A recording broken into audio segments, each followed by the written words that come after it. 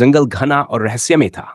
वहां हर तरह के जानवर रहते थे, लेकिन उनमें सबसे तेज और ताकतवर था राक्ष, एक जवान भेड़िया। उसकी चाल में एक गरिमा थी, आंखों में चमक थी, लेकिन उन गहरी आंखों में एक छिपा हुआ डर भी था। एक ऐसा डर जिसे किसी ने महसूस नहीं किया था, जिसे वो खुद भी कभी मिटा नहीं पाया था।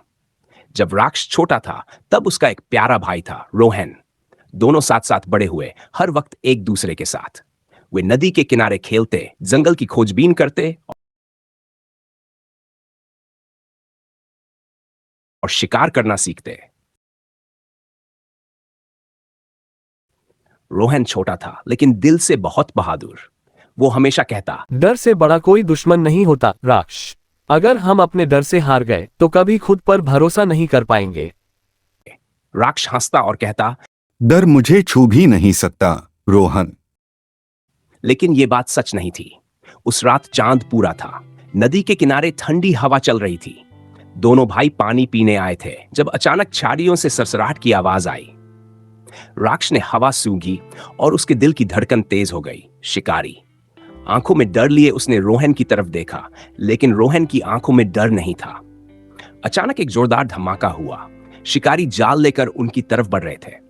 भागो, रोहन चिल्लाया। राक्ष बिना कुछ सोचे दौड़ पड़ा। उसके पैर कांप रहे थे, पर वो भागता रहा, बस भागता रहा।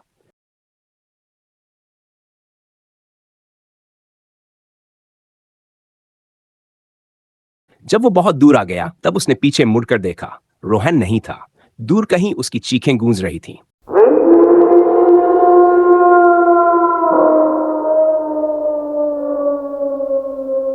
राक्ष चाहकर भी लौट नहीं पाया।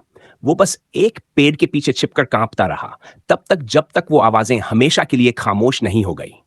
उस रात के बाद राक्ष जंगल का सबसे ताकतवर शिकारी बन गया। हर कोई उसकी ताकत की मिसाल देता, लेकिन जब भी कोई मुसीबत आती, जब भी जंगल में खतरे की बू आती, उसका दिल जोर से धड़कने लगता। वो भागना चाहता, छिप जाना चाहता। उसे लगता अगर वो फिर किसी की मदद करने गया तो शायद फिर से हार जाएगा। बरसों बाद जब वो जंगल के राजा की तरह पहचाना जाने लगा, एक दिन कुछ ऐसा हुआ जिसने सब बदल दिया। छोटी लोमड़ी चिकू जंगल में खो गई थी। उसकी मां पागलों की तरह इधर उधर भाग रही थी, मदद की गुहार लगा रही थी। कृपया कोई मेरे बच्चे को बचा लो, वो जंगल के उस हिस्से में चला गया है जहां शिकारी हैं। कोई आगे नहीं आया। चारों तरफ सन्नाटा था। शिकारी जंगल के उस हिस्से में थे और वहां जाने का मतलब मौत को बुलावा देना था। राक्ष चुपचाप खड़ा था। उसका दिल तेजी से धड़कने लगा। वो भीड़ से पीछे हटने लगा। वही डर, वही पुरानी यादें। वो फिर से उसी दर्द में डूब गया। लेकिन तभी उसे रोहन की आवाज सुनाई दी। डर से बड़ा कोई दुश्मन नहीं होता राक्ष। उसकी आंखें छलक उठीं। वो पीछे नहीं हट सकता था। नहीं इस बार। एक जोर की दहाड़ के साथ वो जंगल के गहरे हिस्से में भाग पड़ा। उसके कानों में सिर्फ चिकू की हल्की हल्की आवाज आ रही थी। शिकारी पास ही थे, उनकी आवाजें सुनाई दे रही थीं, लेकिन राक्ष ने डर को अपने ऊपर हावी नहीं होने दिया। वो पेड़ों के बीच बिजली की तरह दौड़ा, झाड़ियों को फांदता हुआ आगे बढ़ा। अचानक उसने देखा, चिकू एक जाल में फंसा हुआ था, कांप रहा था, डर से सहमा हुआ। पास ही शिकारी बंदूकों के साथ खड़े थे।